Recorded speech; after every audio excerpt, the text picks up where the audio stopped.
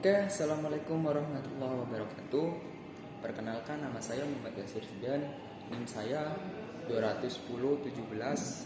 Saya dari kelompok 7. Sebelumnya mohon maaf karena presentasi hari ini teman saya sedang mengikuti KTD organisasi yang bernama Maulana Afiat NIM 21018. Di sini saya mewakilkan dari kelompok 7. Langsung ke pembahasan aja yang begitu tauhid ya. Pengertian tauhid menurut bahasa, kata tauhid berasal dari bahasa Arab tauhid, berbentuk masdar infinitif dari kata wahada yang artinya al-i'tiqadu biwadaniyatillah, keyakinan atas keesaan Allah. Tauhid sendiri mengartikan mengesahkan Allah. Esa berarti satu. Allah tidak dihitung dengan satu, dua, ataupun seterusnya, karena kepadanya tidak layak dikaitkan dengan bilangan ataupun seisi alam dunia ini. Kata-kata yang di dunia ini tidak layak untuk Allah, karena kepadanya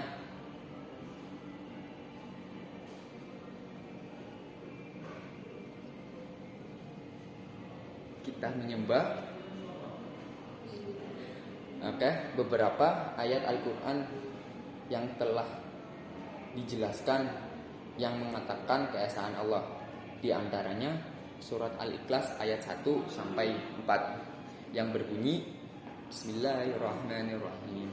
Qul huwallahu ahad, Allahus samad, lam yalid wa lam yulad wa lam yakul lahu kufuwan ahad. Yang artinya, katakanlah, dialah Allah yang Maha Esa, Allah Tuhan yang bergantung kepadanya segala sesuatu. Dia tidak beranak dan tiada pula diperanakan, dan tidak ada seorang pun yang setara dengan Dia. Oke, lanjut ke berikutnya, macam-macam ilmu tauhid. Berdasarkan jenis dan sifat keyakinan tauhid, para ulama membagi ilmu tauhid dalam 4 macam yang diketahui, yaitu 1.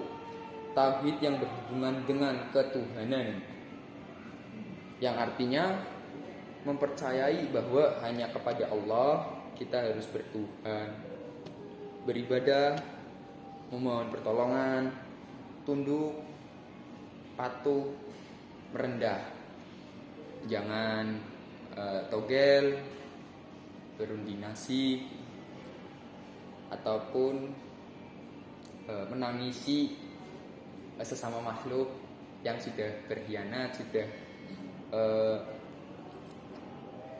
sudah mengkhianati ya. Kita berserah diri kepada Allah karena Dialah yang Zat yang Maha Kuasa. Oke, ini ada beberapa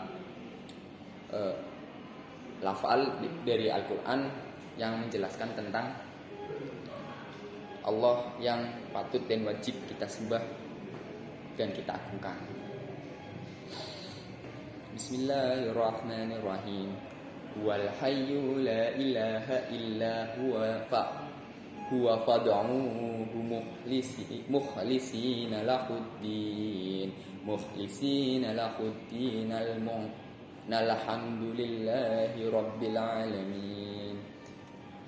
Yang artinya, Dialah yang hidup kekal, tiada Tuhan yang berhak disembah selain Dia, maka sembahlah Dia dengan memurnikan ibadah kepadanya. Segala puji bagi Allah, Tuhan semesta alam. Quran surat Al-Mu'min ayat 40. Oke, kita menuju yang kedua. Tauhid yang berhubungan dengan sifat Allah yang Maha Kuasa dan Maha Memelihara, yaitu mempercayai bahwa Allah SWT adalah satu-satunya pencipta, pemelihara, penguasa, dan pengatur alam semesta ini. Selain itu, kami jadikan segumpal darah Lalu segumpal darah itu kami jadikan segumpal daging, dan segumpal daging itu kami jadikan tulang belulang. Lalu tulang belulang itu kami bungkus dengan daging, kemudian kami jadikan dia makhluk yang berbentuk lain. Maka Maha Suci Allah, pencipta yang paling baik. Nah, itu dari arti Quran surat Al-Mu'minun ayat 14. Lanjut yang ketiga, tauhid yang berhubungan dengan kesempurnaan sifat Allah, yaitu mempercayai hanya Allah Subhanahu wa taala yang memiliki segala sifat kesempurnaan dan terlepas dari sifat tercela atau dari segala kekurangan, dan mereka orang-orang musyrik menjadikan jin itu sekutu bagi Allah. Padahal Allah lah yang menciptakan jin-jin itu, dan mereka berbohong dengan mengatakan bahwasanya Allah mempunyai anak laki-laki dan perempuan tanpa berdasarkan ilmu pengetahuan Maha Suci Allah dan Maha Tinggi dan sifat-sifat yang mereka berikan. Kayak Quran surat Al-An'am ayat 100. Oke, yang terakhir, tauhid yang berhubungan dengan kekuasaan Allah, yaitu bisa diartikan juga mempercayai bahwa Allah sebagai satu-satunya zat yang menguasai alam semesta. Tidak ada lagi zat lain yang turut serta dalam kekuasaannya. Zat yang benar-benar maha penguasa di alam semesta ini. Tidak ada sekutu atas kekuasaan Allah di jagat raya ini. Allah adalah Al-Malik, Maha Raja, dan atas raja-raja yang ada di dunia ini. Entah Raja Sulaiman, entah itu Raja Fir'aun, Raja Siliwangi, Raja Manusia Purba, Raja kalah semua. Wahai Tuhan yang mempunyai kerajaan, Engkau berikan kerajaan kepada orang yang Engkau hendaki, dan Engkau cabut kerajaan dari orang yang Engkau kehendaki.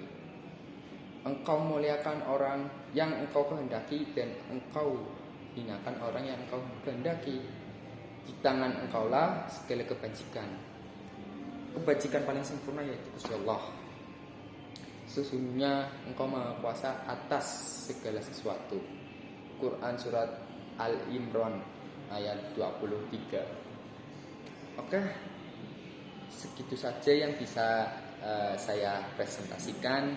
Kurang lebihnya mohon maaf bila ada salah kata maupun lafal ayat suci Al-Quran yang saya lafalkan tadi. Mohon maaf sebesar-besarnya. Terima kasih. Wabillahi taufiq wal hidayah. Wassalamualaikum warahmatullahi wabarakatuh.